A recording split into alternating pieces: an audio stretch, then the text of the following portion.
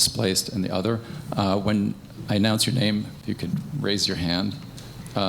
Lisa De Benedettis, Uri Hassan, Athena Viscosi, Morris Vogel, and Beverly Zabriskie, who is Helix Center Executive Committee member, organized this wonderful program, and we're very grateful to her. Also, Simon Deng is on his way and will be joining the discussion as soon as he arrives. So, without further ado.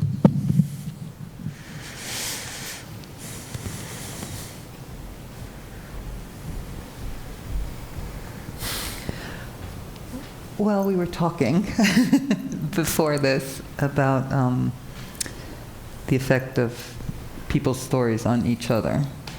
And I guess you're the one that's done the research on this, so maybe if you could start us off with how you think that relates to this topic.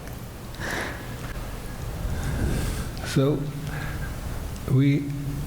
basically, what we're doing in my lab, we're looking at how people communicate. So I'm a neuroscientist at Princeton University, and my lab, we're looking at how a storyteller convey his ideas to the audience. So basically, we're scanning the brain of the listener while they listen to me speaking, for example, and my brain while I'm speaking to you. And basically, what we see that in good communication, the brain of the listeners become coupled to the brain of the speaker, and the stronger the similarities between my brain patterns now and your brain patterns mean that we manage to communicate and you can really understand me. Most likely, it's not happening now, right? So I assume that you need to get used to my accent, we need to develop a common ground, we need to have common ideas of what we're talking about, and then it will emerge at the end of the conversation, hopefully.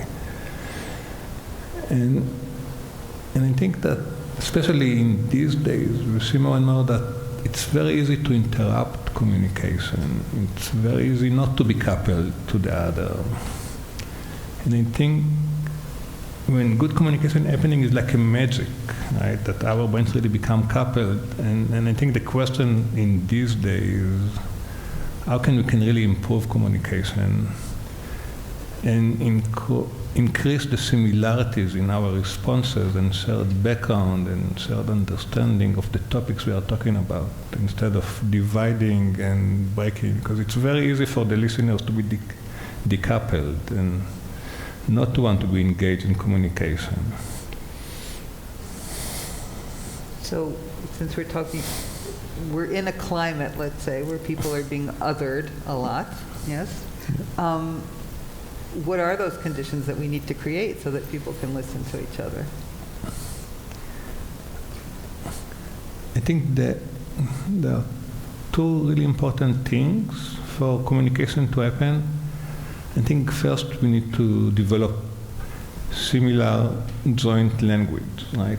If we were all talking about different aspects and have different beliefs and filters by which we perceive reality, it's very easy to be decoupled. So, for example, when I was reading the news yesterday and the attack on the media, I got really scared by trying to say that, for example, journalists are the enemy of the people, because that means that one of our basic shared knowledge and way to create a society now is undermined.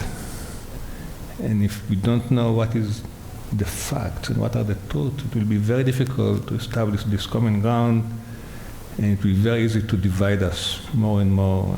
And I think that basically we're living in a world that becomes more and more fragmented.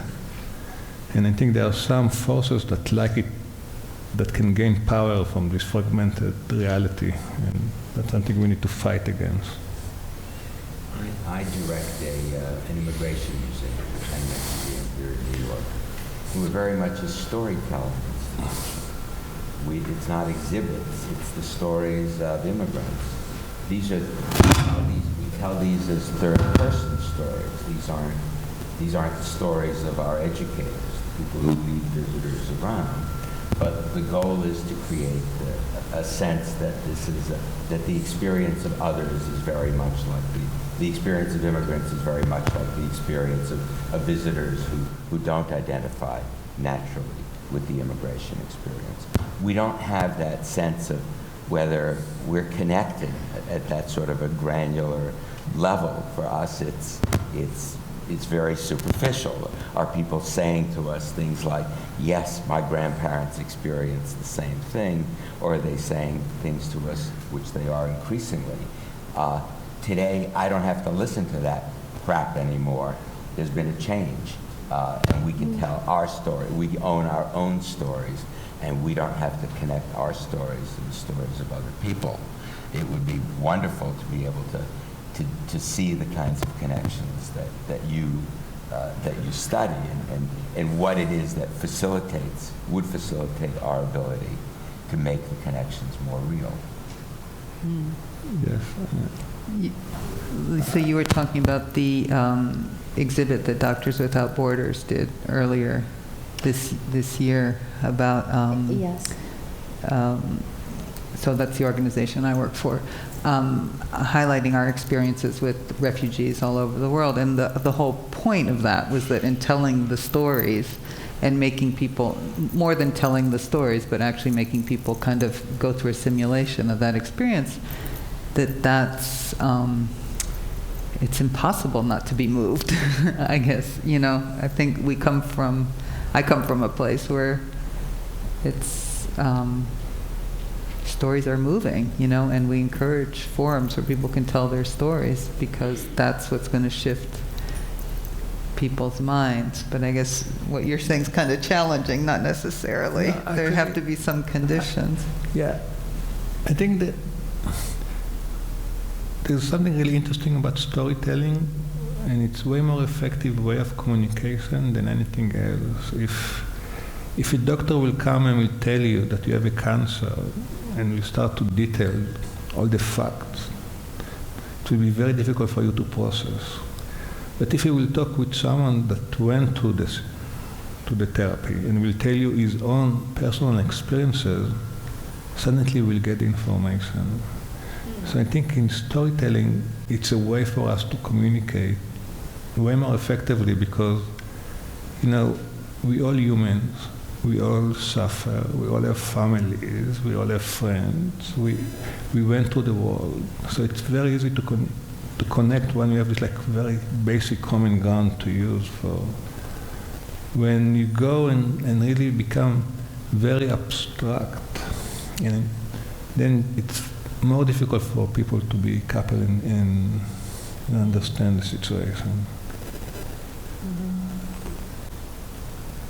Well, I think that's the premise of having the work that you're doing, retelling stories from history, and then also in the kind of presentations where we were having, I guess, when we're trying to talk about the displaced and raise empathy for them and services and funding, hopefully, we do rely on story. I think that's kind of the idea. We do rely on stories. Yeah. But I think what you were saying, I think we're all increasingly just talk. You said you need a common language in order to hear somebody else's story, and I think we're all increasingly siloed and just listening to the people who speak our language. Yeah. I mean, in terms of.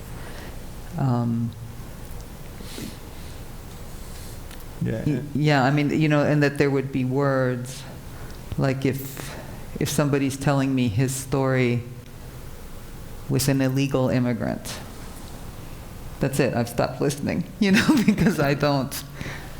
In my language, there's no such thing. There's no illegal immigrants. So we speak a different language, so finish my empathy has just put up some guards, right? And your intuition is absolutely right. This is exactly what we see. Basically, we did an experiment. It was a very simple experiment. It was like listen to 15-minute story by J.D. Salinger. So basically, everyone listened to the same story.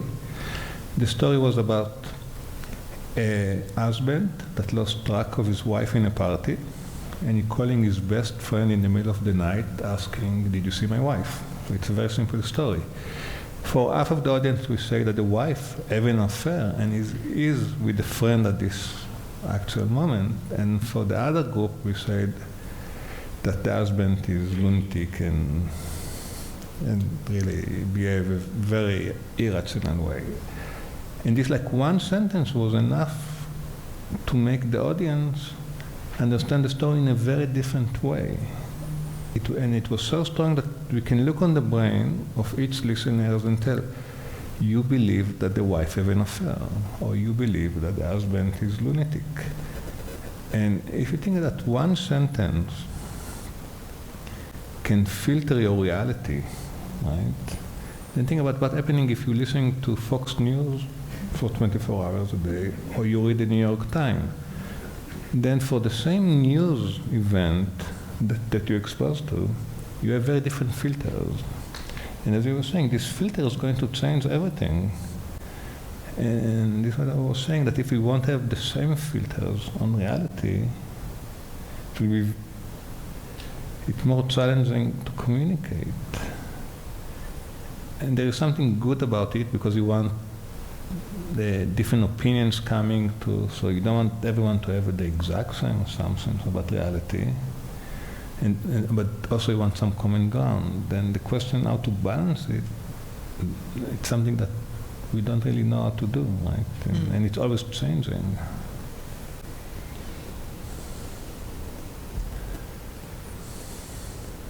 And then there's quite a difference, as you've already raised, between telling someone else's story that is your story because you're engaging it, and then telling your story, which is much of, I believe, what you have done is that you have told your own story.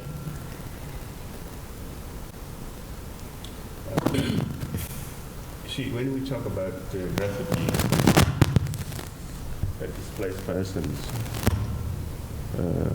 from the experience of the persons that happen to live in it, it is something that cannot be told to somebody who have no clue what it means, for instance, to be in a situation knowing that what tomorrow will be like, to be in a situation whether they're going to be tomorrow or not, to be in a situation where somebody will be in charge of your life, yourself. Somebody will be giving you a marching order that you have to be left or right, or you shouldn't be there. But in 21st century, for me, looking back, the darkness and sadness, demonization, and helpless, and this is what a displaced person or refugees or immigrants is the same things, just different names, different circumstances at the times. In 21st century, for me, myself, when I look at the suffering of the others, knowing that I've been there, but I'm no longer there. I'm now a different person who is in a position to talk about the sufferings of the other persons who don't know how to say no, who cannot, I want this, and I don't want this, and I don't want this. And this is what so I always ask myself why any persons at the moment in 21st century should go through what I went through maybe 40 years ago. At the time when the world, talking about the global economy, global environment, what about the global humanity, where we have to sometimes to look At the time when we have a technology that we know what is happening in South Africa within 24 hours, which was not like that 50 years ago, 40 years ago. Why a person have to park up in a tree and climb in a boat, risking a journey without knowing what will happen in the middle of the oceans. But they decided. So these are the things that the world should be addressing. What makes that person be so desperate that to leave a place where he or she was born, a place where any person is proud to call it home, because the place where he was born sometimes cannot replaceable, even that how bad it is. And even the smells of the sense of where you were born, it's good, because God created you to be in that place. God didn't create you to be in heaven. He created you to be in that place. So this is the myth that we in the world are not discussing to address the issue.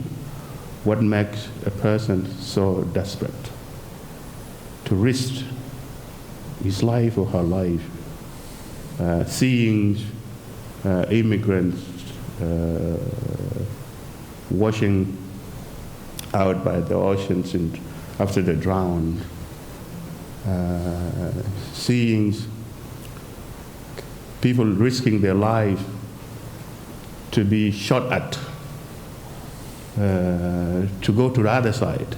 So I think there is something fundamental that we in the world that we are in, especially we in a better world where we are today, we have to look into it. If there is a problems in the home where I come from, I think the solutions should be, can we address it? Can we find a solution to that problem so that Simon will not risk his life for a journey without knowing what will be ahead of that? I think that's the discussion we should possibly have. So what I'm thinking about, Simon, is the way that you believe that people are inextricably tied to their homes, and are fundamentally identified to home. Sorry, I lost my... The way that people are fundamentally tied to their homes, and the particular problems that refugees have when they are essentially homeless and stateless, and also the responsibilities then that governments have to create or not create a sense of home in those kind of interstitial moments when people are traveling. And Morris, I was wondering, at the Tenement Museum, given your own research on home, how people form those neighborhoods organically. You were talking about that downstairs. As Americans, we assume that movement is natural. We assume that people are created with opportunities to go somewhere else. We're at an end stage, at least for the moment, of that process. But in most of the world, it's very much like the world that Simon speaks to. People didn't expect to move. They moved only under the most desperate circumstances. So we tell the stories of people for whom there was a differential. The Lower East Side, the streets were not paved with gold, as the language of some of American history has it. These were extraordinarily difficult circumstances. People encountered struggle. They were strangers. They weren't the victims of terror in the place to which they came. in many cases, they were victimized by terror in the places they left. They came because there was marginally more opportunity and significantly more safety. The question then was, how do you reconstruct something? How do you make a community when you're there not because of something that you had always dreamed of doing, but something that was forced, a choice that was forced on you because of conditions in the place you came from. I mean, I think of this personally. Would I be at this age still, I don't know, living in Poland if my parents hadn't gone to Siberia and wound up here? I don't know that. As an American, I think, I can think of nothing worse than spending my life in Poland. But so there are positive outcomes, but we assume those positive outcomes, and yet what we need to do is realize just what the difficulties are of that movement, how undesired that movement is in almost all cases. So Ken, from looking at the history, why the borders were more open on the 40s? Is it because the situation in the state was, after the Depression, there was a need for new power to come in, so they opened the borders slightly more? It wasn't like completely open, right? Because now we see that the borders are closing more and more. But I think the economic situation of the people around actually is better than what was in the 40s. So I try to understand now the process, why we closed the borders in this particular moment in time in history, when we have more resources to give. We closed them for the first time in the 1920s.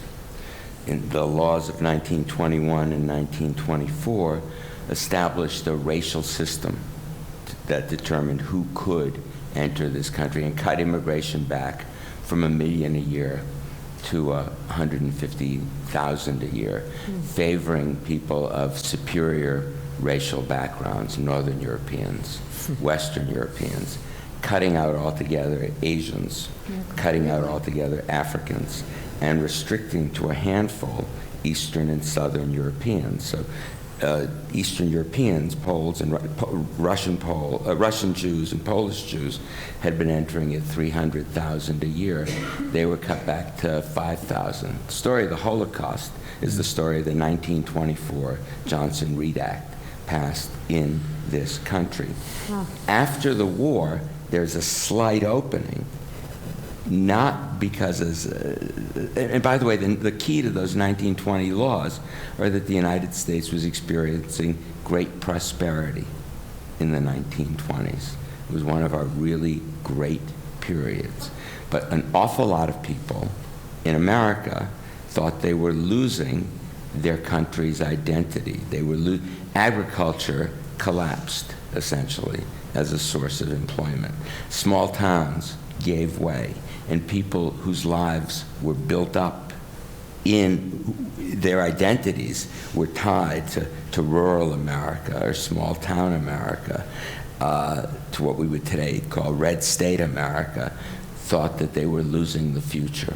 And so they cut off anything that threatened continued change.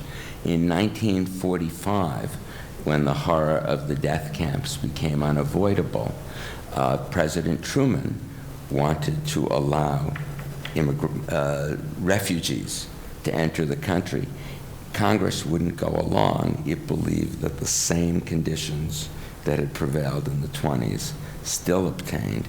Truman had signed an executive order that allowed literally a couple of thousand survivors of the camps into the United States without congressional authorization.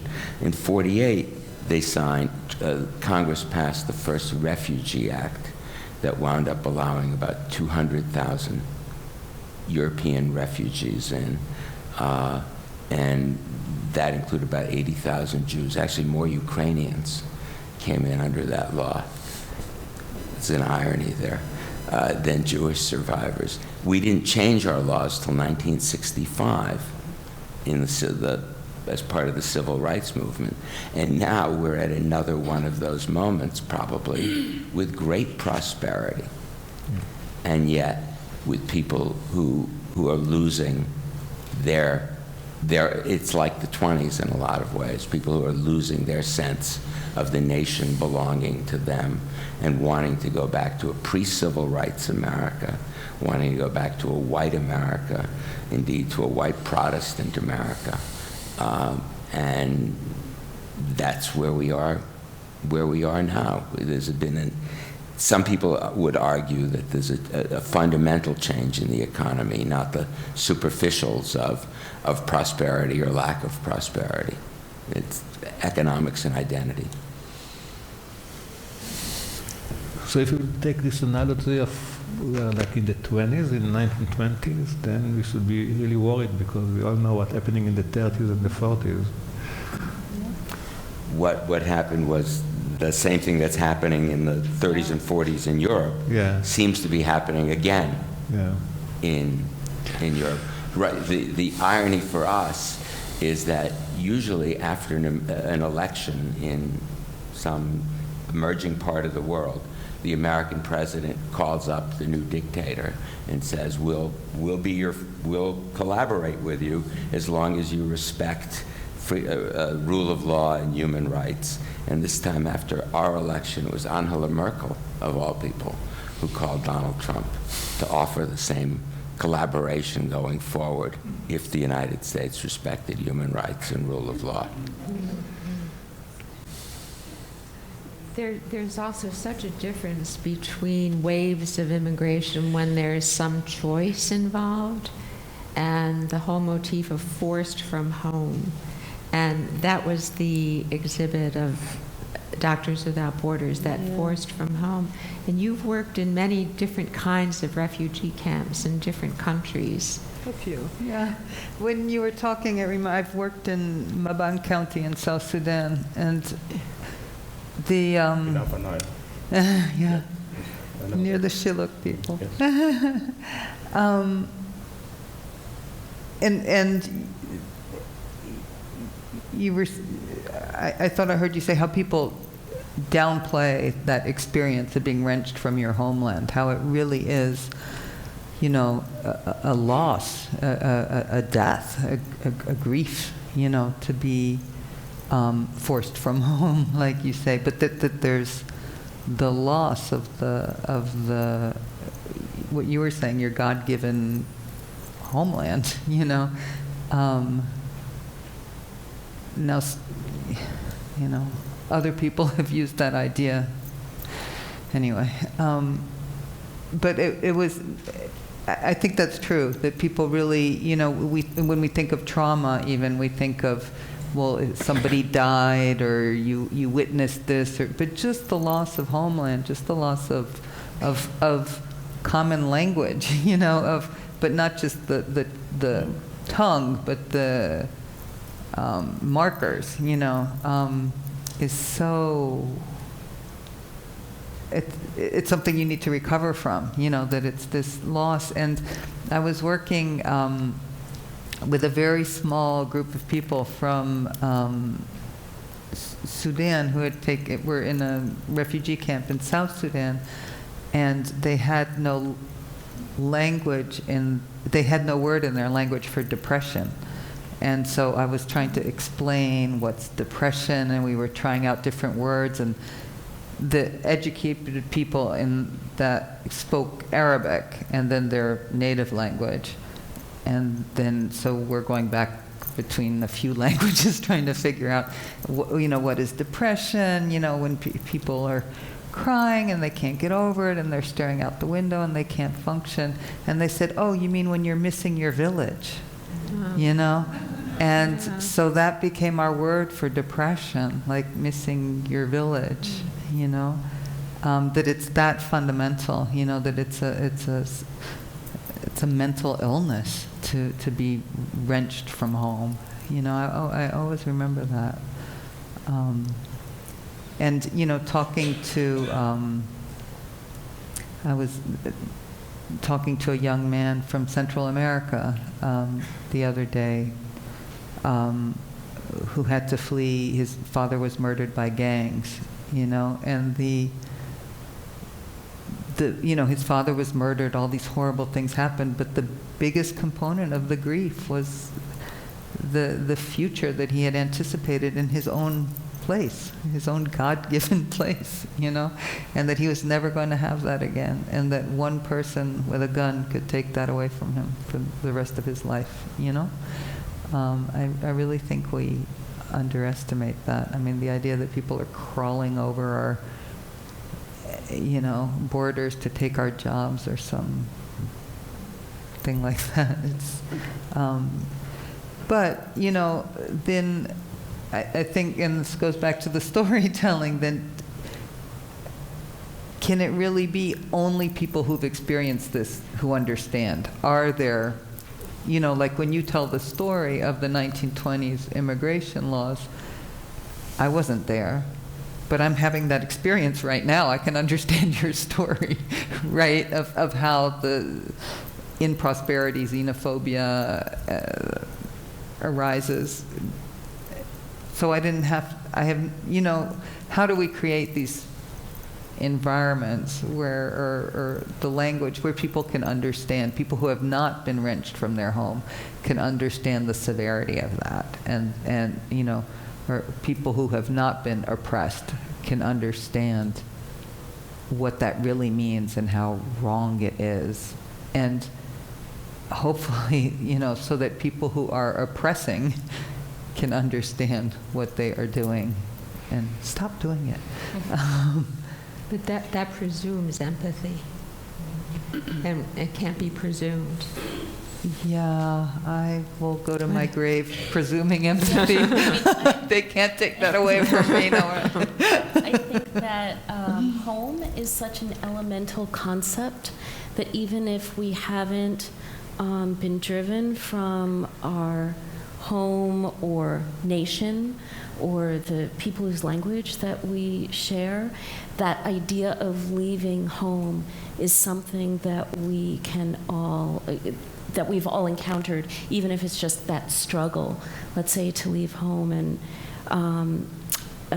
I was telling you that I was recently in Greece at a refugee camp, and in one of the camps, it was a Syrian camp, and it had just opened about 2 years ago, and the people the military who organized the camp basically just organized people numerically, and they gave them their boxes, they call them ISO boxes, to live in, based on whatever number that they happened to be assigned when they entered. So all of the mostly Syrian families were there, and they were just organized numerically. But then over the space of one summer, they reorganized themselves according to communities or tribal affiliations or whatever kinds of smaller cultures they wanted to affiliate with. And I think that was a really powerful experience. The amount of agency that any one person has when they are in a refugee camp was remarkable to me. The idea of being able to leave your box, and where would you go? You needed to have an appointment at another box, or you need to be, you need to have an appointment with the medical staff, or you need to be going to a class. But people didn't just walk around and wonder what they might do for the afternoon. I mean, this idea of what it means to be home, or what it means to be at work, or what we currently call a third space, right? That place that we hang out with our people. This is something that's really missing in a camp, and it was somewhat remarkable to me that the people who had organized the camp, I mean, certainly for reasons of efficiency, which are completely understandable, that they would just organize people numerically, but it was also wonderful to see the agency that people took upon themselves to reorganize, and to see how that was allowed for, that shift once there. We've had that in this country with the resettlement. The refugee resettlement program has put people, the Hmong here, and this, right. And everybody has reconfigured themselves. There was a study, like within 5 years, everybody had migrated to find their own people and create the little Italies and the Chinatowns and the things that people need. I also saw that in South Sudan, where it was a society that was organized around sheikhs, and so they all moved themselves around, and we would call the different parts of the camp according to the sheikh who's, I'm going to Sheikh so-and-so's part, I'm going according to the clans. The whole camp had been renamed as opposed to A, B, C, Right. according to. But even among economic migrants who are much more fortunately situated, in a city like New York, you've got dozens of hometown societies organized by Mexican villages. You've got these hometown associations organized by Chinese regions and communities. And if you go back in time, you'll have on the Lower East Side, Landsmannschaften, people who came from some godforsaken village in Ukraine and banded together with others of that same background because there was something of home that was that significant to their identity, to who they were, to really empower them to help make their way in this very strange world. You see, there is a word which we learned, people like me, that it said nothing like home. And come down to why you replace home to refugees camp. And this is a refugees camp. There have to be some things undescribables that took home away and make you a displaced person. And nobody in this audience can describe it to be a refugee more than a person who was from home and become a refugee. For instance, we all know about the slavery. You read from the books how bad it is, demonizations, but if you tell me to explain to you, you will be in tears. Different from what you read in the book, because there are certain things that a person have to withhold it within inside. You cannot throw it out. Nobody should be a refugee or should be a displaced person. That's my opinions. And if that's the case, why we have a flow, millions and millions of refugees? Again, at the time when we talk about globalizations and so on, and we have the beautiful organization here talk about the issues which they're supposed to be responsible, and talk about the UN, which sometimes make me to be disappointed of the UN, how it moved away from the principles of the Universal Declaration of the Human Rights. When you have, and you mentioned in Southern Sudan, where at the moment we're speaking, we have about 4 million Southern Sudanese are refugees. Question is why? Yes, Southern Sudan has been from the refugees to the refugees since the time of independence of Sudan in 1965. The war has been going on and off and on and so on.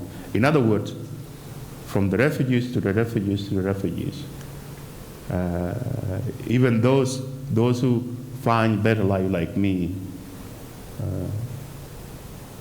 there is nothing to replace home. I remember when I went back to Southern Sudan, a place where there is nothing, absolutely nothing. There is no running water, there is toilet, there is nothing, absolutely, you know it. But I feel something joy. I feel like even that I didn't eat for a day, there is no hunger because I feel full of home. It is not compared to my daughter, which was born here. If I took her over there, there's no connection. She will be like, I'm going home, which is where she's supposed to be. So the point I'm trying to make, I think we have to have a commons of humanity in us, where we have to look at the problem, what makes people become refugees. Sometimes it is very complicated to explain to a person who was not, but to me, for instance, if people of Southern Sudan become refugees, then there is somebody who is responsible. The father of the house of Southern Sudan is responsible. It is in my house. If my kid's running around, then who is going to be blamed? It have to be me as a father. Somebody have to say and say, we have to call this person and explain to us, like this father, why his kids are running around making things difficult for the others. And that's, I feel very strongly that the solutions to any crisis where vis-a-vis immigrants and refugees is not to bring them into your house. The solution have to be home. Mm-hmm. Because bringing them to your house is not a solution at all. The question, if it is a solution, how many you are willing to take? Because yes, there is, go to Eastern Asia, there are maybe 100 million, they want to come to your house. Go to Africa, there's another 100 million. Go to Europe, go to anywhere in the world. If your place is a better place for these problems, how many are you willing to take? And that's why I feel very strongly always, where the refugees came from, we have to address it, what makes them to be refugees. Now the world talk about the refugees of Syria. Yes, I personally, Hafiz al-Assad, he's responsible. If he's responsible, how can we let him destroy life of millions, and he is one person? And then now we have a crisis, a problem, blaming ourselves. Why are you not taking 10, and why are you not taking 20, and why are you not taking 30? Why we don't even take one man out and let people stay in where God given right home? Do you think that there's a difference, and this is to the whole group, between those who feel they have to leave their homeland because of famine or drought or some uncontrollable nature aspect versus a power dynamic, versus a totalitarian submission aspect? Because I would imagine that the way the psyche processes that is quite different. It's one thing to be, upset. I mean, we know that the river is dry and comes back to us, but it's a different thing than, let's say, someone from another cult within your own religion or a tribe within your own country push you for survival. And I wonder, have there been studies of the different kinds of trauma in that regard? Did you see anything different from the Afghans and the Syrians, for instance? Yeah. So I guess I'm struck because how the psyche processes it is very different from how the UN and international law codifies it, right? So at the camps that I was at, the Syrian refugees were given very different resources and treatment than at another camp where the Iraqis and Afghans were, because the Afghans and Iraqis were not going to be eligible for refugee status because they weren't considered to have fled as wartime refugees, whereas the Syrians were going to be entitled for refugee status. Therefore, their children got to go to Greek schools. They lived in very different kinds of circumstances. In terms of the psyche, I think that they did understand that they had a different status, which was one that was more prospective. You know, they were able to look toward their future and see a different place. I mean, to your point, Simon, the Iraqis and the Afghans knew that ultimately, I think, they were going to have to go back home, and in a different way than you mean it, I think, which is that going back home is a kind of healing return. They didn't see it that way because it wasn't going to be that way for them. So I think that that's a real difference in how people are treated as refugees, you know, those conditions under which they left. Yeah, I totally agree that the differences are artificial differences that we impose. Mm-hmm. All displacement is because of inequality. Mm-hmm. It's all a power dynamic. Mm-hmm. People who came, you know, my grandparents came because there was less there and more here. That's the power dynamic. It was unfair. It was wrong. You know, it's all because of injustice. And then we compound it by making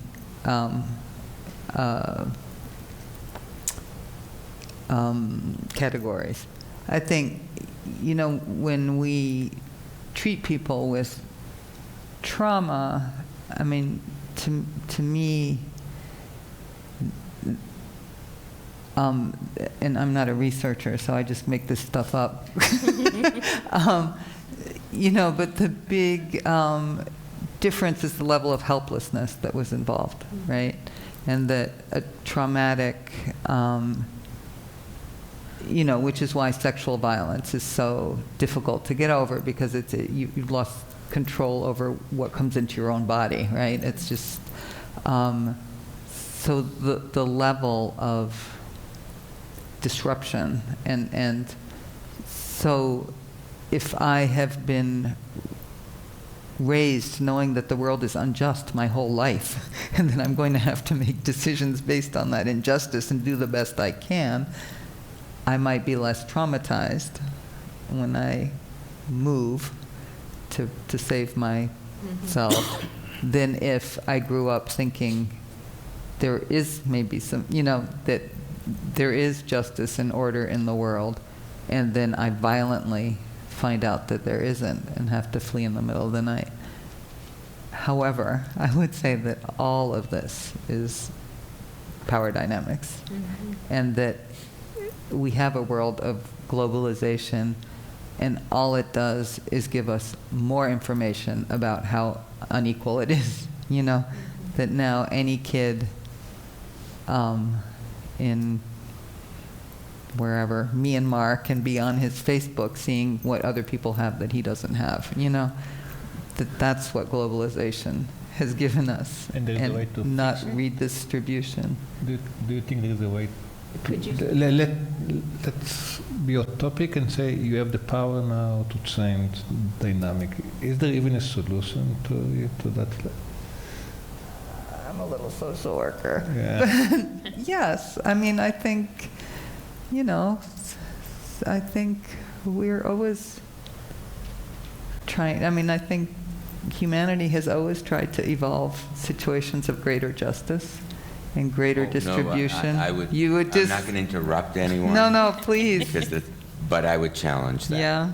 Right? I don't think that that's hardwired into us, by the way. And I say that without evidence, except as a historian. Yeah. Because Simon was saying we should let everyone go back, but the conflict drove people away from it. And as you were saying, that people want to protect what they have, so why should I give more taxes, more money for what I'm earning, lose my income for other people that are coming? I want to protect it. So this feeling of home has two meanings, right? And I think it's the source of the conflict. first it's like this like really pure feeling of this is where I belong, and the other is this is mine and not yours, right? So it's also create a boundary between one and another. And this is why people, if you take Syria for example, it's not like an Assad that is in power, it's a minority, the Alawi, that control the majority of the Sunni. And they know that if they will lose, the Sunni, without the majority, going to punish them. So it's fight of their life. And it's also their own. And the question, because we cannot fix it from the outside, and we cannot open the borders for everyone that want to come, in this dynamic, I think we're a bit stuck, right? As liberals, we don't know how to fix it. And as conservatives, they don't know how to fix it. And sometimes I'm feeling that we don't really discuss the complexity of the situation, and we go to the place that is our comfort zone. We believe everyone are equal, for example. That's something that we can operate with, but we don't know how to make it happen, right? We don't know how to fix it. I think there is something she mentioned about when she asked all of us about the kind of refugees and immigrants, because there are so many layers when it comes to immigrants or those the refugees. There are those who want to go to choose for the better life. There are those who force to become displaced persons. And this is the real refugees, in my opinion. And come down to what I said before about why a person have to be a refugee. What is the problems? And if we genuinely, I'm not talking about, we're talking about the global world that which is today, focus and invest in solutions of the crisis of British refugees to diagnose why people become refugees. I think it will be better than investing in sending the refugees things and so on and so on and so on. It will be less cheaper if Southern Sudan's refugees are 4 million, and the father of that Southern Sudan is the problems. And we focus on that person to why he became a problem, and identify and address this and solve these things. I think we will save ourselves, time and energy and resources of debating one another and why you're not taking and why you're refusing to take, for instance. My opinion is the world should have to look and invest in solving the problem, what makes the refugees as refugees. I guess what you're saying is, who is this world? Who's Yeah, the world? who is the world? Who is the world? The United Do Nothing Nations. Yeah, but Because But it's not working. based on it's true. That's why we keep going, because we are not. They are there because all the country, the nations, where the problem come, they sit where? They sit in one place, which is the UN. yeah. Yeah. Let's take 2 examples, recent one. In Iraq, it was governed by a dictator, right, Saddam Hussein. The US went in, took over the country, replaced it with like a democratic government, and the country collapsed. I don't think something good came of the Iraq war. Maybe ISIS came out of it. Take Syria. Obama was about to attack Syria, and at the end he decided to back off and not to put military ground on Syria, right? And then the Russians came into Syria. Are they fixing it? Who will fix Syria? Who will fix Iraq? It's, as you think, it's like the people in the place need to fix their country, and if they cannot, because the power dynamic, and I agree, everything is about power dynamics, is too complicated. It's very difficult from the outside to fix it. And now we're really stuck in a crisis, and because everything is connected, it won't stay in Syria or in Iraq. It's coming now to Europe, and now it's changing Europe, and it's changing the US, and we are all part of this dynamic because it's a global world in the sense that everything is connected. And it's a very serious problem that we don't know how to fix. And we haven't for a long time. Yeah. To go back to Barbara's question about is there a difference between people leaving for one circumstance or another? Obviously, people who leave because their lives are at risk are at one end of a continuum, and people who leave because there's some differential that they think that life could be better somewhere else are at the other end. But people have been leaving for both of those reasons, leaving places for a very long time, whether it's the idiot sons of English aristocrats who realized there was nothing for them if they stayed in England in the early 17th century and wound up populating the American or leading the American South, or whether it was people whose livelihoods disappeared as Europe industrialized in the late 19th century, whether it's people who fled a war. In none of those power imbalances has anyone figured out how to stabilize sending societies, different as the dynamic involved in the sending was. I don't want anyone to think that leaving England because you're a cavalier as opposed to a Puritan is the same as leaving Syria because your life is in imminent danger. Well, yeah, I mean, maybe this is going too far off track, but one thing I've always been perplexed by is the desire to colonize, right? Like, that's like, because we're always dealing with people who are fleeing, you know, like, who don't want to leave home because they're fleeing, or then we talk, you know, so that's a refugee, and an immigrant is somebody who thinks there's something better on the other side. I mean, what's a colonizer? Like, that's really sick. Which is how this country started. Like, what's that? That you leave your home to go take somebody else's? How does that fit into this? Sorry, I'm like way off. But you know, when I go to these places, it really puzzles me. Like, why do people want to take other people's homes instead of improving their own? Because that's what colonialism is. You're answering your own question. Your question was, why don't we find a way to improve societies where they are? And the answer is, we haven't. And we haven't for a very long time. Colonization is one element of that, one aspect of it. And I think the argument should be focused on. And that's why I said before, there is nothing like home. For instance, and I've seen the works of Doctors Without Borders in many places in southern Sudan. Even before the peace agreement between the North and the South, I always take a risk to go into the war zones.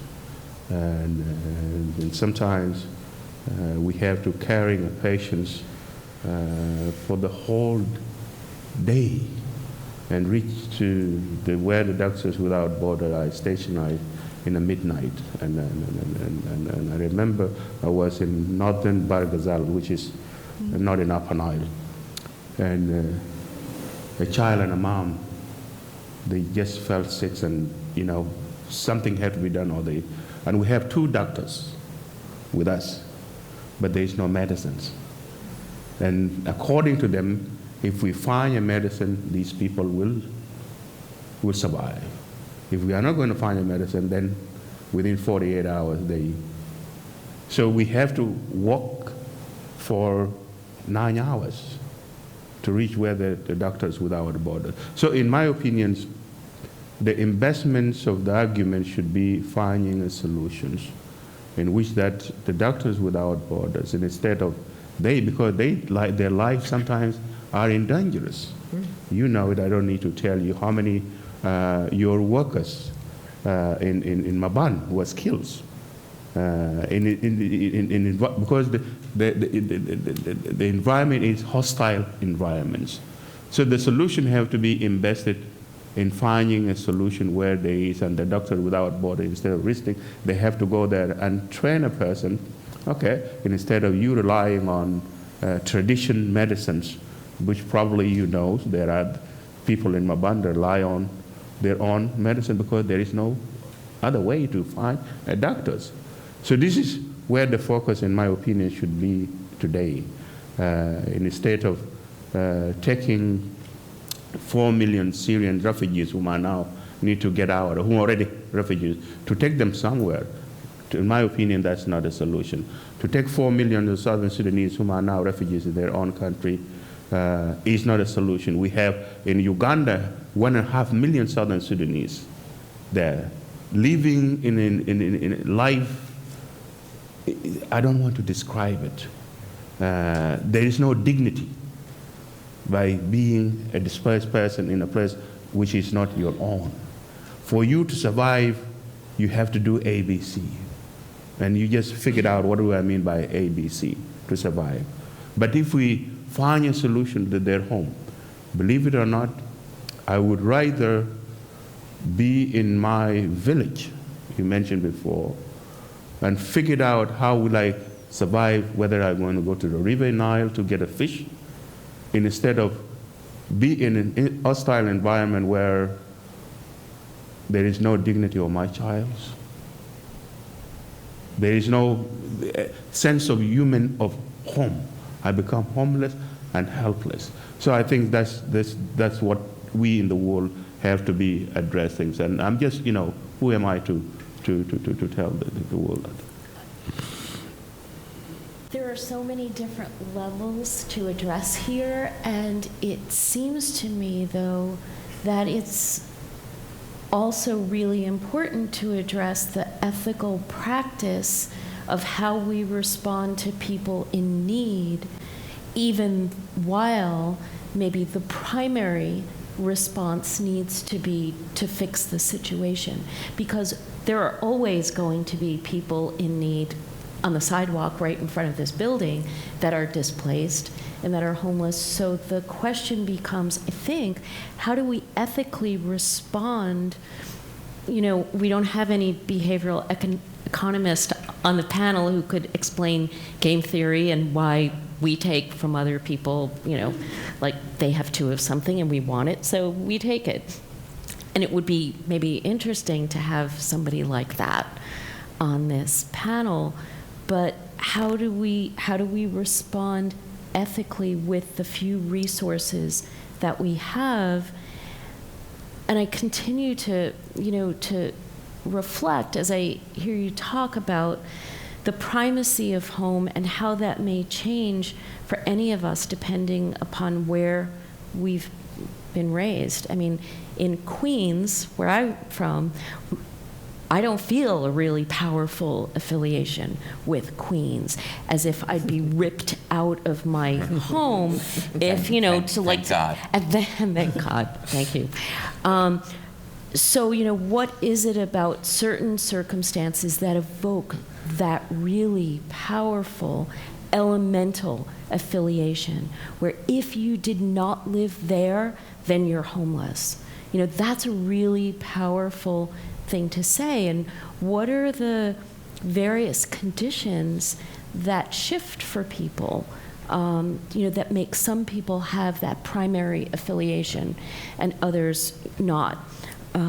But is it really the case that it's not? If we will take you and deport you out of the U.S. and place you in Africa, won't you feel displaced? Not from Queens to Brooklyn. Yes, I'm sorry, I don't need to, yeah. I would feel, if I had to move to Staten Island, I think I would feel really displaced. Yeah, so who are your people, right? That's always the question, is how do you constitute a community of people around you? But, you're asking what kinds of resources are available, actually pointing to how few resources there are. It's really how few resources we make available because resources are, in the case of homes for those seeking better lives, they're nearly, there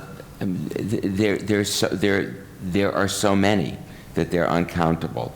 We had from Simon the numbers of refugees, of 4 million here, 4 million there. Those are large numbers until you realize that this country alone, between 1865 and 1914, took in 25 million people. That's a big, and got nowhere near full. Nowhere near full. So the resources are there. What's missing is the empathy, the will, the willingness to not so much share, because with one mindset we realize that we are enriched by movement. We've talked about people who are displaced and moving and seeking something. We can shift that to the societies that in the past have welcomed them. And part of our argument at the Tenement Museum, and all history is an argument, by the way. Science is not, I understand, value-free. But part of our argument is that almost anything we could point to in terms of this country's prosperity, its culture, its dynamism, literally its health, is the result of immigration. And to cut ourselves off from that now, you don't need to read Paul Krugman or David Brooks, though I do, to hear the argument pulled out of the literature that if we do this, we doom ourselves to really to economic, not just lack of growth, but ultimately insignificance. And boredom. And well, that too, yeah. I think you mentioned twice this country, for instance, and people like us are blessed to be given an opportunity, and we cannot take this for granted, and that's why some of us, we felt that being here is a bliss, but at the same time we have to stay and look after those who are not fortunate to get what we get. And we become the voice of those who have no voice. We speak on people who cannot speak for themselves. For instance, one time I have about 300,000 Southern Sudanese flee from Egypt after they was attacked by the police in Egyptians in front of the UN in Cairo. Because what happened was that they was being considered as refugees without knowing where they're going to go. And then when Southern Sudan's peace was being signed between the North and the South, all the issue of the refugees, who their name already there, nobody talk about it because nobody's sure what will be the future of Southern Sudan. Is going to be a peace within or independence or separate two countries. So they want to know, and then they went and, peacefully camped in front of the UN in Cairo, and then the UN called on the Egyptian security, where almost 100 and something people was killed. So they felt that they are not welcome in Egypt, and then some of them takes a risky journey to crossing the border from Egypt all the way to Israel. And the numbers at that time, about 28 people who went there, we got information that are Southern Sudanese being detained because they are carrying the Sudanese passport saying that you can go anywhere, but you cannot go to Beled al-Adu, the enemy country, that's Israel, to them. So Israelis, of course, they was very concerned. People coming without knowing, then they're coming from a country which is hostile to them. So they want to know who are they and so on. I have to get involved on there because they cannot reach to the levels of the government to tell the Israelis that these are not your enemy. These are people who just run for their life. They run from Southern Sudan. They end up in Egypt, assuming that there is safety there. They're being attacked in Egypt, and that's why they came here. They are not even threat to you, because if you ask them that, do you have a problem with Israel? They're going to say no. That's why they came here. So I'm begging you, give them a chance. Yes, that peace agreement until 6 years from now, Southern Sudan probably will become independent. Even nobody believed me then. So I have to be lobbying on their behalf. And we end up with 30,000 Southern Sudanese, people from the north, people from Darfurian. And the issue of refugees in Israel become a crisis at the same time. But I have maintained my position with them that these are people whom are not seeking to be here. Believe it or not, once Southern Sudan become independent, all these peoples are going to go back. Because to me, as I said before, there is nothing like home. And you cannot replace home, because running away from where you was born is not a solution. Then who is going to remain there? If that's the case, then find any place where there are problems in the world and take everybody out of there. And then there's going to be a crisis where we're putting them too. So eventually they was given a chance, opportunity, and so on. And then Southern Sudan become independent. And all these refugees who happened from Southern Sudan, all of them are back in Southern Sudan, even though, very unfortunately, we didn't respect what happened in Southern Sudan today should have happened. So come to the argument of refugees. The solution always have to be home. And we have to address why a person have to go. Yes, if there is a way where we can give him, because we are human beings. Sometimes even we here, when somebody begging for some things, you always, if you have it, you feel some kind of humanity. You give, even the law said that you don't do that. But I'm a human being. My conscience telling me that I have to do that. And that is even why people like me was given opportunity in this country. And that's why people like me should not take that opportunity and then look for my own affairs instead of looking for the affairs of the others. I think, Simon, there's a piece underneath that you're really addressing, though, which is a sense of choice. I mean, some people would choose to leave, some people would choose to go back, but the most profound sense of displacement is when you don't feel you have choice. And I mean, I probably would be among those who would flee, as I did from Rochester, New York, and others would certainly want to go home. But the issue is that sense of autonomy.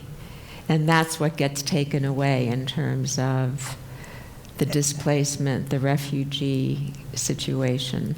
It is absolutely. And if you look at those who was given a choice, the majority will prefer I go home. If there's my place will be a place where I will, for instance, and I will speak for myself. As an American citizen with this suit, what prevent me not to go back to Southern Sudan and in my village and make that place a place to look like the United States? If there is environment, safety, and peace and security in that place. And that is why we have to focus on what make people to become a refugee, because those who flee of the conflicts, their numbers are huge compared to those who flee with a choice of immigrant or better life. Those who are being driven by, when I talk about millions in Southern Sudan, these are people who didn't choose, compared to somebody who want to, okay, I want to go to Brussels, for instance. But these 4 million, if you ask them where in Brussels, they don't have no idea. So we leave the issue of immigrant, those who want to leave, for individuals who want to take a risk, a gambling, to explore the world. But a human being should not be a refugee. Well, I think we're talking about the difference between choice and force, and the power dynamic, as you were saying. I mean, Yuri, you chose to move to a country different from the country of your birth. Yeah. So you come from a perspective that is different than this. Yeah, this is why I'm not a refugee, right? Because Simon is right. I wasn't forced out. It's a very different situation Very different. of being forced out. Yeah. I get. It was your choice. It was my Yes. choice. Yeah. I will never say that I'm a refugee. I mean, that would be like immoral to say. Because I had options in my country and I had options over here, and I choose to come and explore them, and I'm following my dreams, and the society gives me opportunity to follow my dreams. I have only to be thankful. I cannot really. And that is not a crisis. That's not the No, crisis. The crisis is the refugees whom are being displaced. Yeah.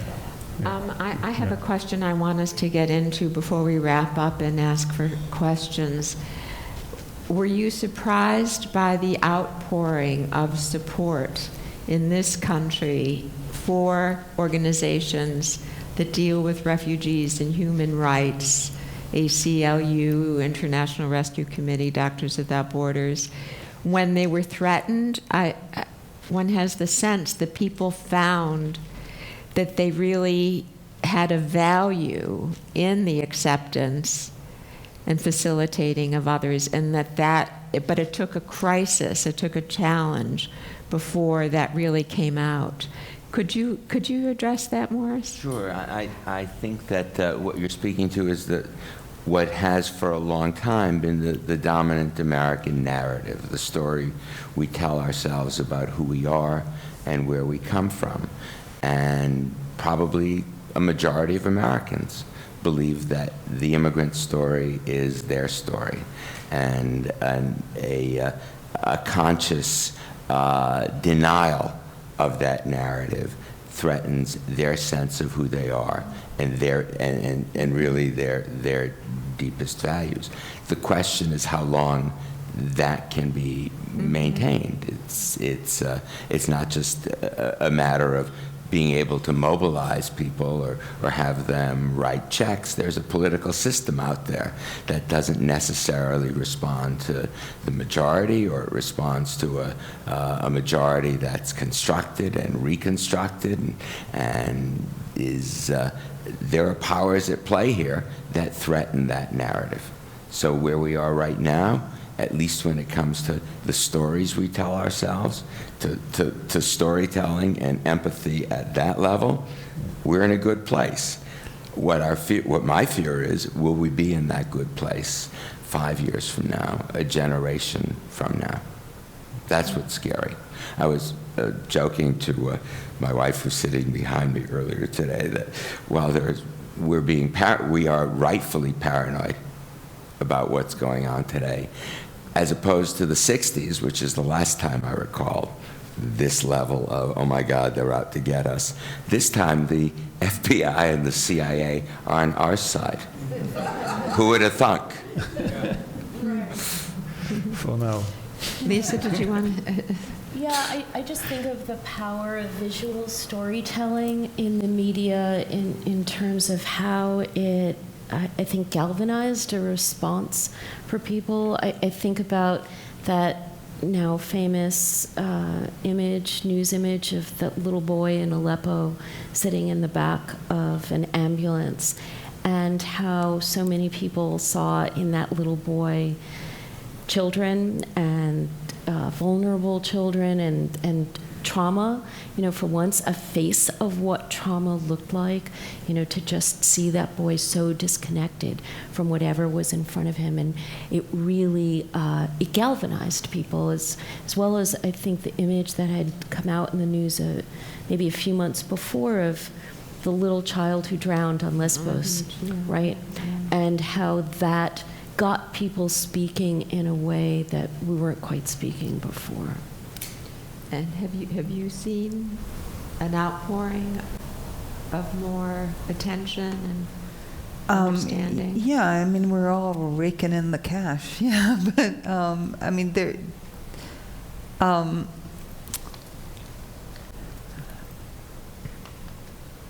even this nation of immigrants thing is a story, because the history is it's a country that colonized another people and then imported a lot of people through involuntary slavery to build a country. That's what this country is. Yeah. Okay? And then some people immigrated after all of that. So even that's a story.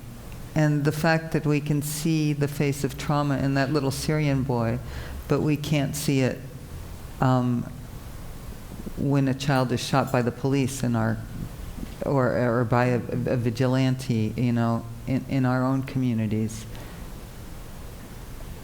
So it's always difficult. As much as I will go to my grave being an optimist, they are never going to take that away from me, because I really believe that's the last thing, I've been rereading Viktor Frankl a lot.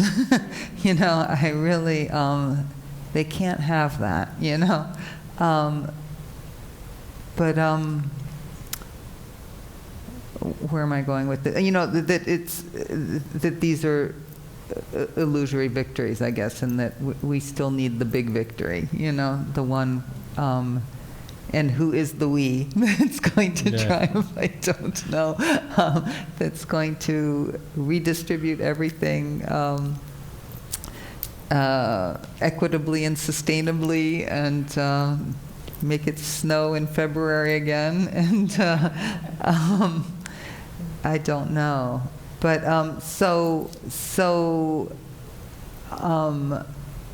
not to be cynical, but just to be accepting of the fact that there's always a lot of things going on at once, and so that the outpouring of goodwill towards refugees and immigrants is,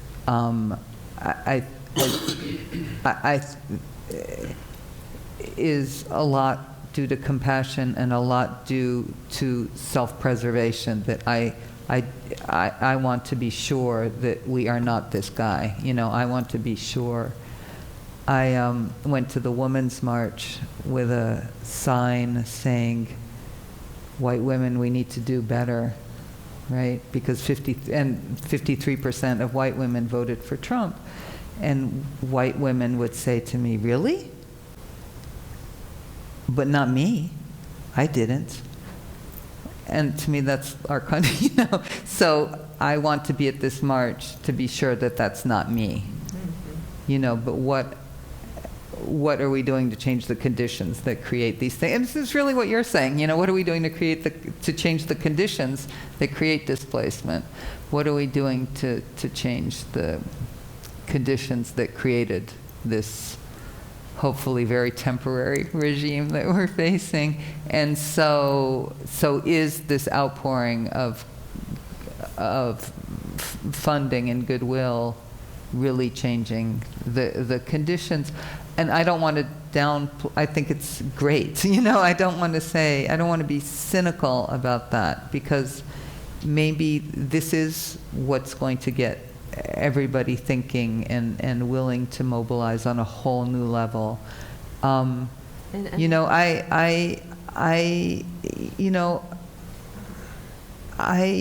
have seen that in my life. Gay people can get married in this country now. I mean, in my lifetime, you said people thought you were crazy to say that South Sudan would be an independent country. I mean, we have seen things that were unthinkable, I mean, we, I think we forget things. We forget, like when HIV hit this city, what was going on. I mean, that felt like, an unimaginable, and the reactions and the othering. Talk about othering, right? I mean, the pariah, and these things change. They do go for the better, and and so I just this is part of going towards the better, but it's not it, I guess. You know, that the outpouring is just a little part of it, I guess. I don't. Thank you. Yeah. Well, to be more inclusive here in the room, I would like to ask anyone who would I just want to care. add on the topic. Of course. And you know, for what this country has given to me and seen it give it to the others in the world, I still believe that the generosity that comes from America will still there. And I'm very optimistic based on what I have seen that American has given to the others, to the point that you mentioned even today. We have in the books where the American can bring in the settlement program 250,000 a year. There is no such things in any other countries that we have, numbers which is being fixed. You go to England, they don't have that thing. You go to Germany, you go to anywhere, but in America, there is. Even sometimes go beyond that. So I'm really remain very optimistic of American generosity. And we have, that's why we're talking about that. We should not, as in a country of immigrants, we should not take things for granted. Let's look after others who have no voice and let be their voice. Okay, thank you very much. So if anyone would like to ask a question, I'm going to keep this constricted to questions, not statements. And I have to apologize in advance if I have to cut off anybody, but I'm going to if I need to. So please, would you begin for us? Yes. I probably am not allowed to say this, but I really want to make the moderator feel a little better. Only about 12% of white women voted for Donald Trump. You know, if you go back, only 50% of the population voted, 25% of the population voted for Trump, and of that 25%, maybe half for women. Now, the question, thank you all so much, but I do have a quick question. Thank you for allowing me to say that. I really want her to feel better. Yeah. I don't want to feel better. I want to do better. Do you think, and you each have so much wisdom, do you think that we as Americans have become so inured to suffering, to displacement, to violence, to trauma, that has a very serious consequences on the way we respond to it? And if the answer is yes, what, if anything, are we or can we do about indifference towards trauma, violence? I'll defer. I'm supposed to be the moderator, but I'm going to put my 2 cents in here. No, I don't mind. Don't worry, I don't have that kind of complex. But I think the capacity to feel shame has been extremely important. I think the outpouring of support has come from a feeling of shame, and a feeling of shame of what goes on within our own culture, that we really have to allow ourselves to feel it as an impetus and a stimulus. But I'd like to hear... Americans, through philanthropy, probably give on the tens of billions of dollars a year to deal specifically with those issues. The issues of those who are underserved, the issues of those who are in some ways unfortunate. That's not matched anywhere in the world. I would not make the case that it's the best way or that it's effective, totally effective. But if you're talking about people's feelings, that somehow there is something unjust out there and they ought to address it, an awful lot of people in this country address it through their pocketbooks.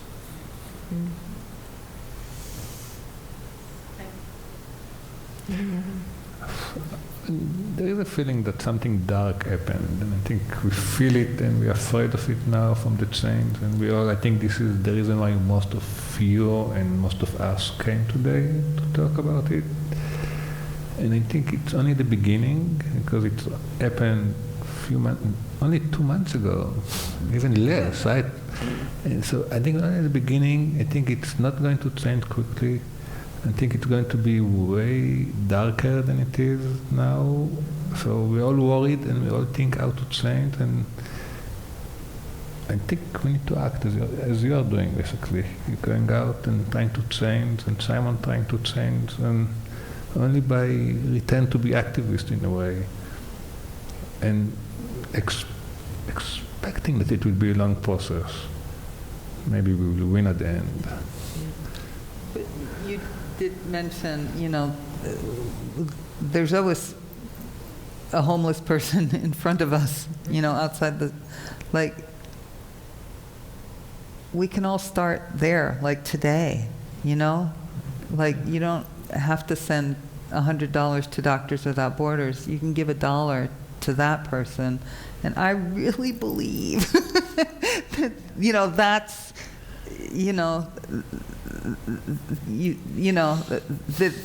that's what we're doing to whatever you called it, if we've been inured to suffering.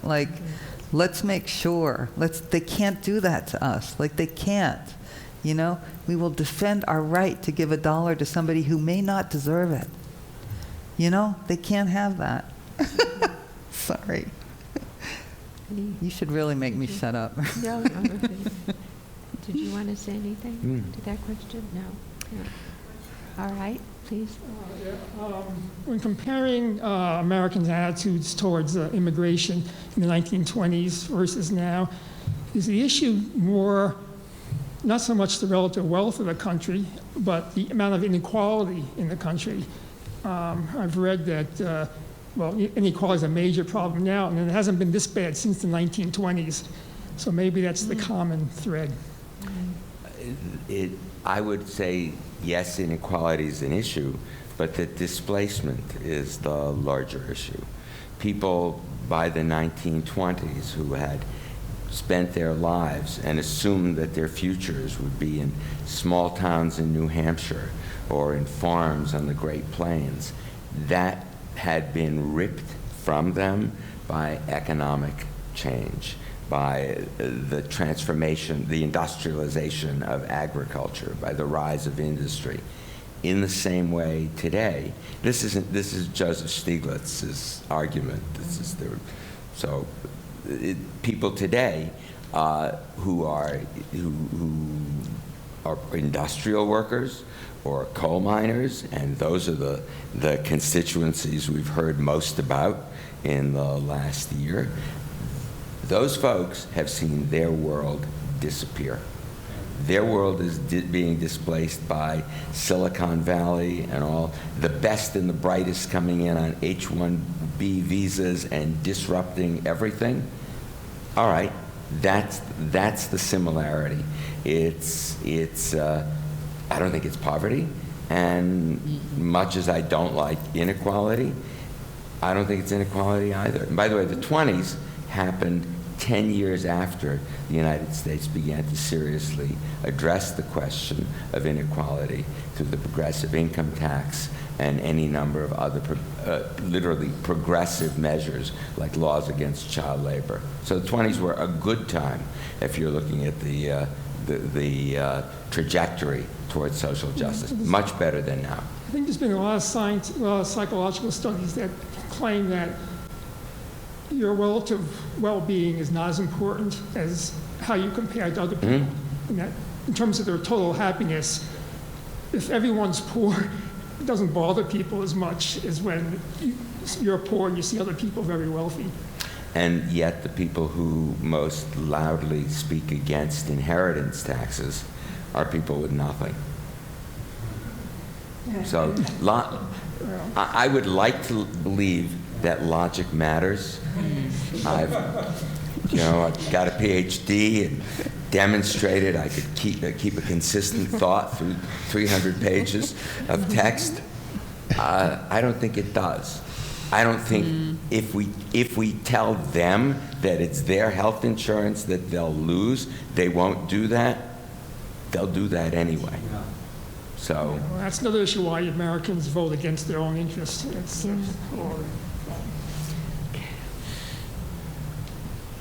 I want to address something Athena said, that you believe very deeply that there is an innate empathy the people who. Do you believe that the concept of the other is also innate? It's been certainly through every civilization we know, every time we know. What do you think of that? Yeah, maybe they go together. I don't know. That's what Yeah. Unfortunately. Yeah. It's still shocking. And how it South Sudan is shocking. How the people can slaughter each other after having fought so long for their freedom from another entity that was slaughtering. It's shocking. It's shocking. I don't know if you've read, maybe I'm going off on a tangent here, but Sebastian Junger's latest thing about, Tribe, yeah, but oh no, it wasn't in that. I was reading something else. Anyway, that's really interesting stuff in there about how the symptoms of PTSD are more from the loss of connection than from the actual thing that happened to us. And I see that in my work a lot. My current work, which is working with expatriates when they come home from very difficult situations. And there's definitely a correlation between those who are still connected to a base and those who have lost that connection from working all over the world so much. Totally, I subscribe to that. But no, I was reading something else on combat by this... Bill Clay's piece in the Times? No, his... Bessel van der Kolk. It's anyway, a guy who writes military stuff and saying... and he's talking about preparing warriors for resilience, blah, blah, blah. But he's saying that there is a taboo in all cultures against a human killing a human. You know? You're talking about philology? Yeah, that guy. What's his name? I can't remember. Yeah, him, yeah. Yeah. Right? That was That soldiers will miss on purpose, and they affect that they're shooting at the enemy, but they don't actually shoot at the enemy, because even though they recognize the enemy as an enemy and as another, they don't actually want to take the left, so they fake it. That's one aspect, right? But then the trauma of killing somebody is not just a trauma, it's a taboo trauma. You know what I mean? It's just so wrong. So where am I going with this? I don't know where I'm going with this. I'm saying they're both maybe you're right that they're both innate and that they're flip sides of the same coin, maybe? I'm not sure that I know that they're both innate. And that the only way that you can overcome that taboo is to other. The only way that you can overcome your natural empathy. Okay, now it's making sense. Yes, we're hardwired for empathy. I don't know, he's the hardwiring guy. Don't ask me. I make all this up. That, our natural inclination is empathy and love and unicorns. And the only way to do it is to other somebody and make them less than human.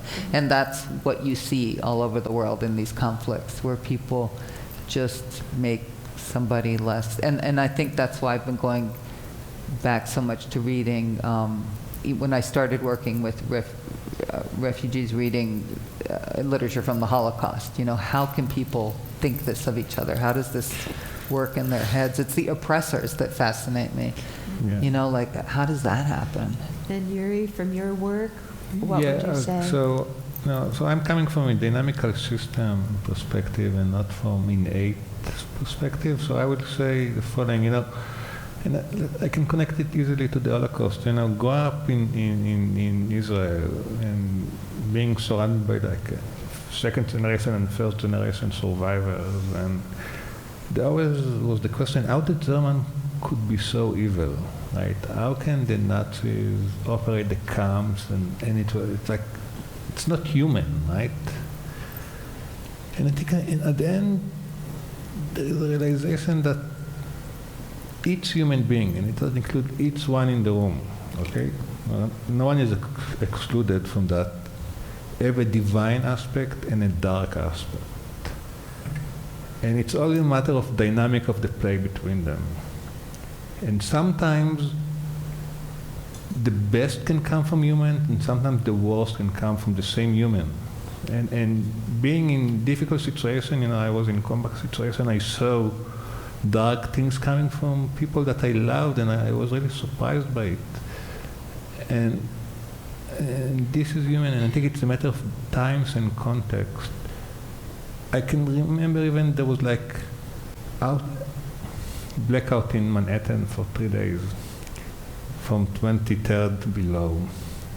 And my friend that was living there was saying that after 2 days of people become kind, something become more nasty, even in this very rich Manhattan island, right? So it's true about all of us. And as humans, what we need to strive to bring the best in ourselves, even in dark times.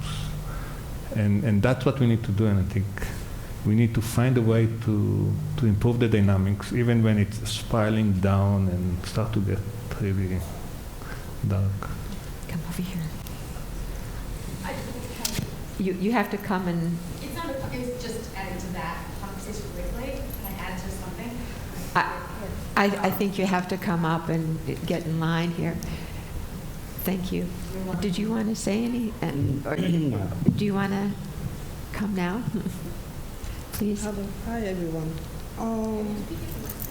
I think it's There better. you go. Yeah. It's not. Oh. Okay. I'm from South Sudan, and we go back and forth.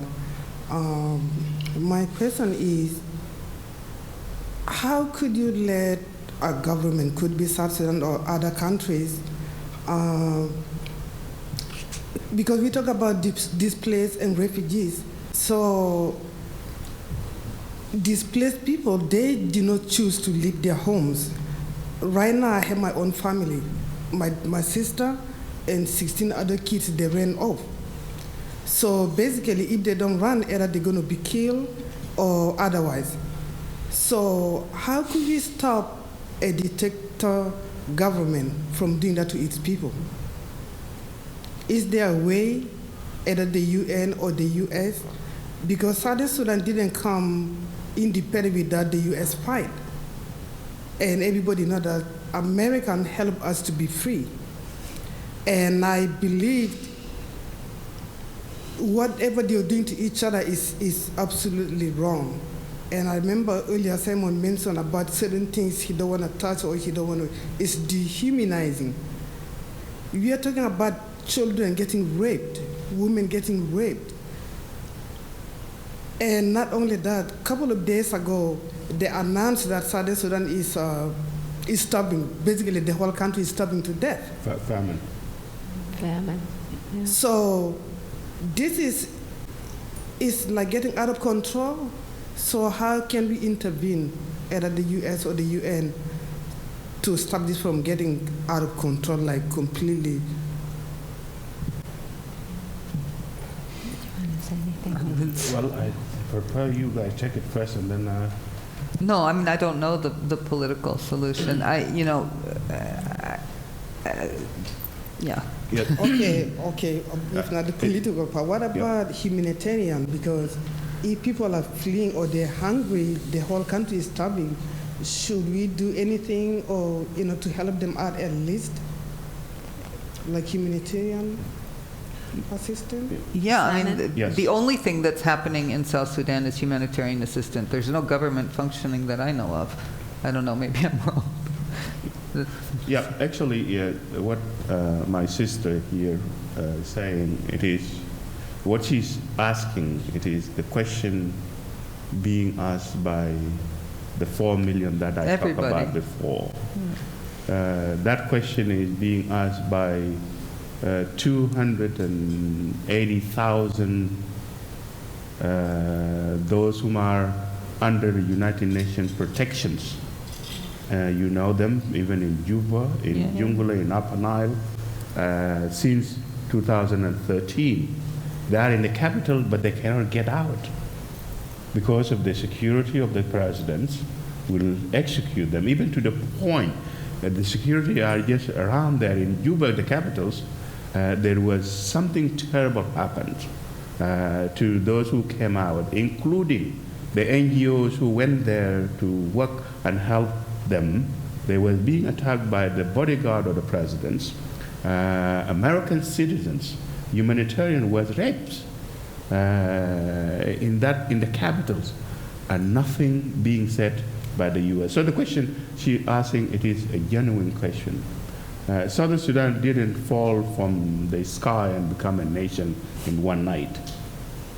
It was through the United States Congress, the United States Senate, the President of the United States, that put a bill called Sudan Peace Act to stop the war between the North and the South, in which that the President and his followers, and we're talking about all parties, by the way, there was nothing happened for the two parties to come together to vote as one bloc, except in the case of Sudan Peace Act, where that the issue that the slavery have to be stopped, the war, the longest war in the world, have to be stopped between the North and the South, and based on that, seeing everything being signed by the President become law, you did have an obligation to assist billions of dollars to the people of Southern Sudan, so and others follow, because when America take the lead, others will follow.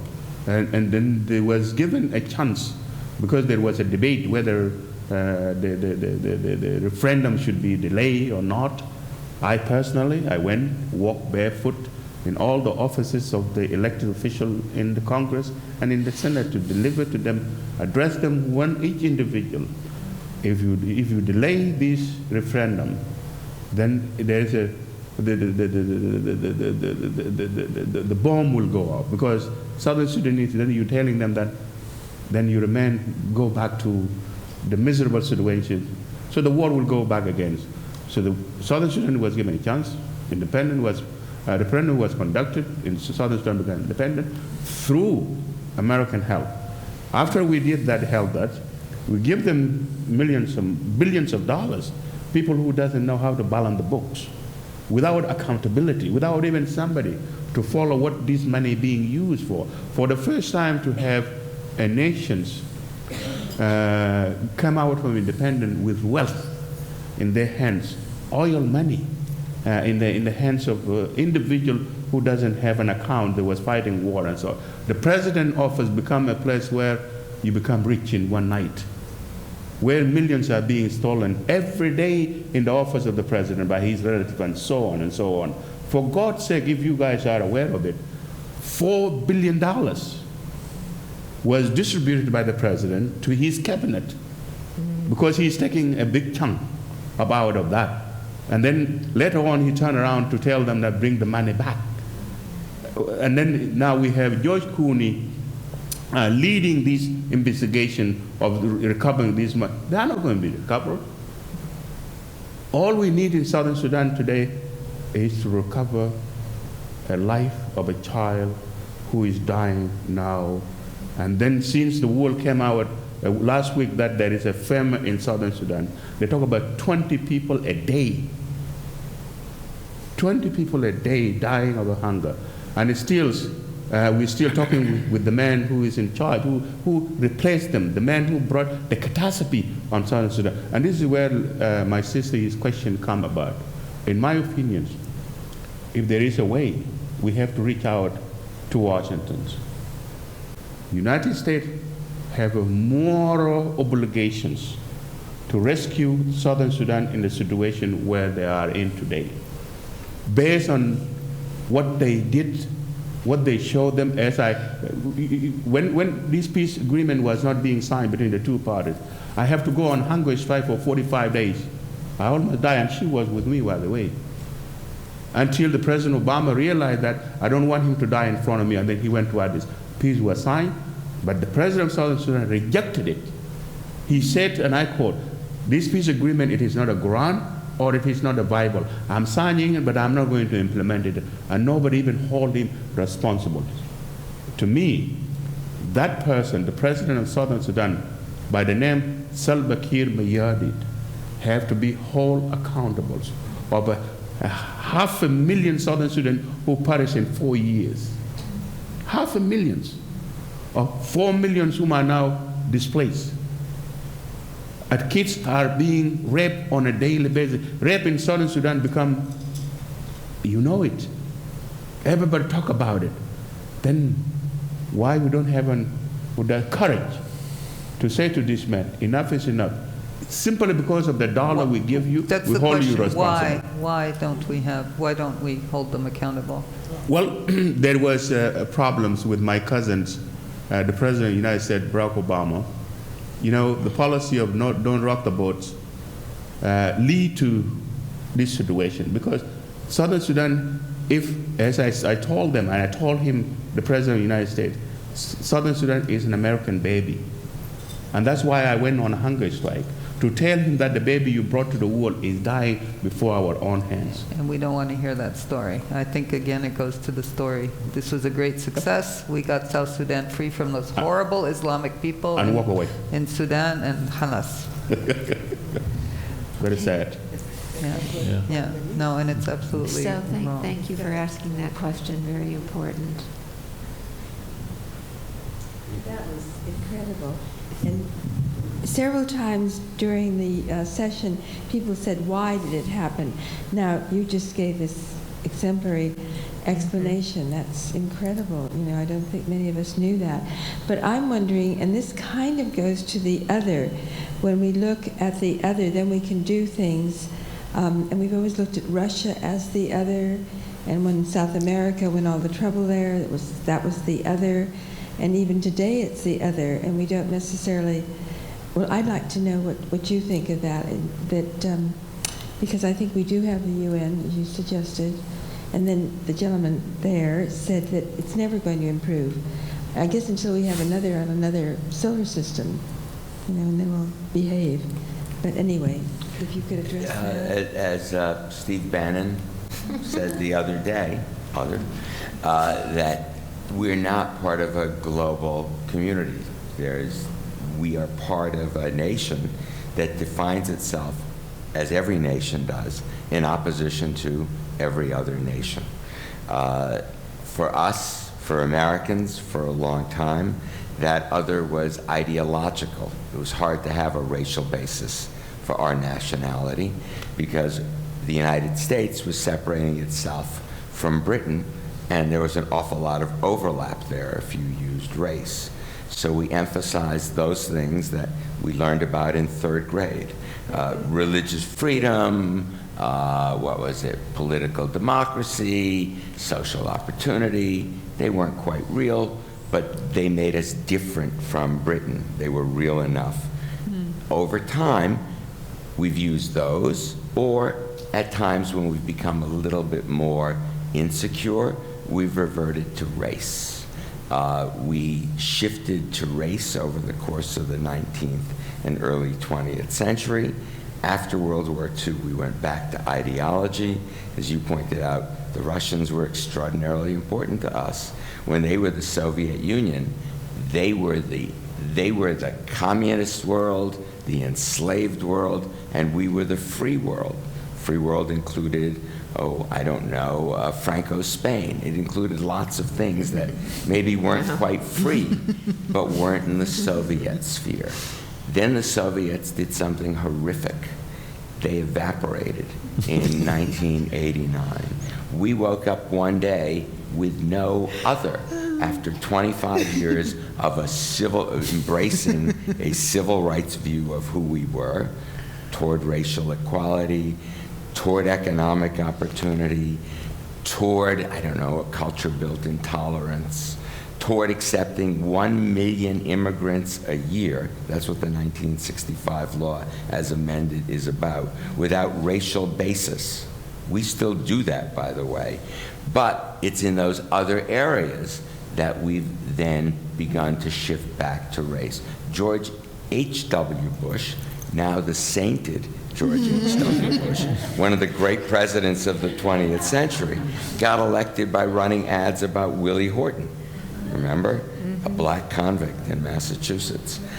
So we have been moving for the last 20 years increasingly toward a racial definition of who we are, and that's what we, because that's all of us, as a nation, embraced at the polls a scant 4 months is a bit only 3 months, a scant 3 months or so, 3.5 months, but who's counting, ago, a racial definition of nationhood. Thank you very much. Did you want to? Don't get me off on race and identity. No, we have race now. Is it? No, we're back. We're back. Right now, what we have is Racism is race. back. The people who've lost their jobs in the coal mines, the people who've lost their jobs in the industrial plants, it's a group that it wants to make America white and great and racially based again. So thank you. I'm Allison Avery. I really enjoyed the diversity of perspectives of the panel. I'm going to try to make a question out of the comment. I just had a really quick comment, but I'm going to, now that I'm rocking the mic, try to transform it into a question. So I wanted to say a quick element about, I know you talked a lot about aspects of empathy, and the one comment that I'm trying to transform has to do with when you look at a lot of the cadre of empathy studies, they really demarcate the capacity for empathy breakdown really tends to be around different social identity categories when, you know, there's the in-group kind of out-group, and that tends to be what we are hardwired for, is the identification for, you know, whatever I identify as my kind of in-group, however my community is defined or my social identity categories are defined, and then whoever I other, which is my out-group, and that tends to be the ways in which empathy is the quickest and the fastest to break down. So that generally is like whatever it is nation states or nationalities or cultural identity categories or races, and that is the, I'm getting to my question, yeah. And that is generally, that was my comment, is around ethnocultural empathy, and so I think it's really a missed opportunity whenever we're talking about empathy to not talk about the specificity of ethnocultural empathy, because that tends to be where empathy tends to be the hardest and tends to be where it breaks down so that we do get the outcome of war and the missed capacity to see somebody as not our equal or as not even deserving of our time, attention, and love or capacity for compassion. So it's around differing social identity categories where we have the hardest to identify with another person. So with that, my question now is, when you guys were all talking as a panel, you said Americans are very, very generous with our capacity for giving funds. So you raised the idea that when recently we are giving and donating a lot toward new charities recently, and with seeing pictures and connecting a lot with refugee individuals, and not so much with the Black Lives Matter movement and a lot of other social justice activities that we really need to kind of garner, but not feeling a lot of connection with. So how do you see there being a capacity for other social groups for us to connect to, and having more empathy with different social identity categories? How do you see these connections being able to be made across different groups as it's kind of maybe garnering from our pockets to actual people? How do you see more connections being able to be made? How do you see emotional connections being able to be made and more connections across different categories being garnered? How do you think that can be done? So, Yuri, do you want to take that on? Okay, Yeah. I can try. Thank you. You're welcome. I think again, it's the story that we tell and finding a common ground. So, we can all be very empathetic and we can all be very close and see the other. And it's in-group and out-group, it's the right terms over here. Because, sometimes, as we were saying, we go out in Manhattan and we see people on the street living and we don't see them at all. But we're going to denote money for people that are starving in Syria, right? So, and now you ask why you don't also denote to the homeless that are in front of you. So we all have this like two sides, right? We can be open to some and we can close to other. And if we want to amplify something, we need to change the boundaries and the discussion. That's the only way to do it. So if now is the focus is on something, then this organization will get the money, right? If the focus will be on another thing, the other organization will get the money. And now we need to decide as a group, giving the limited resources and giving our nature for in-group versus out-group.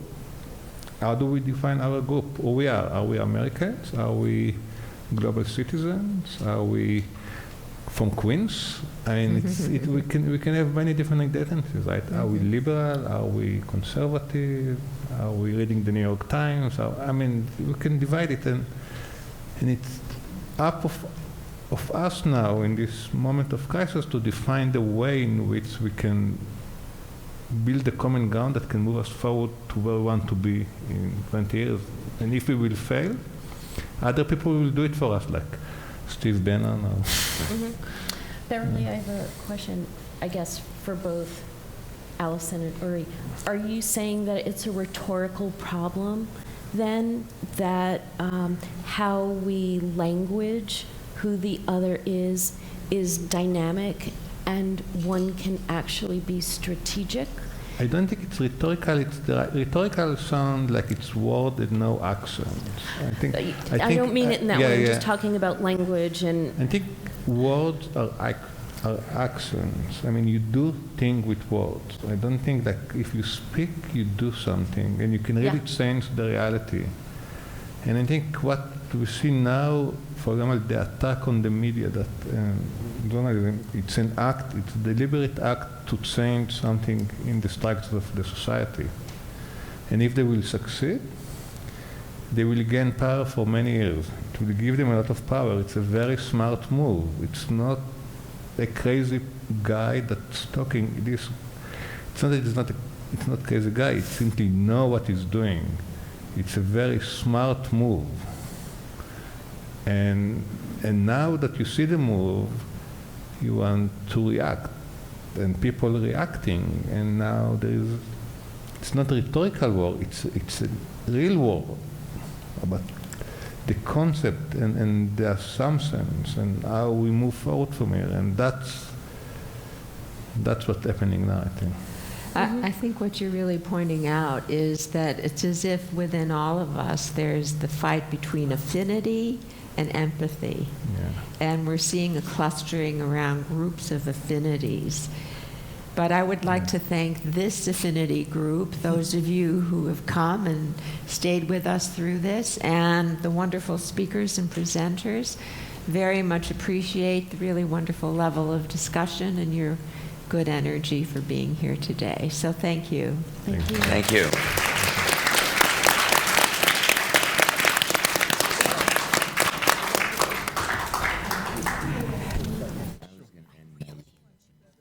No, go ahead.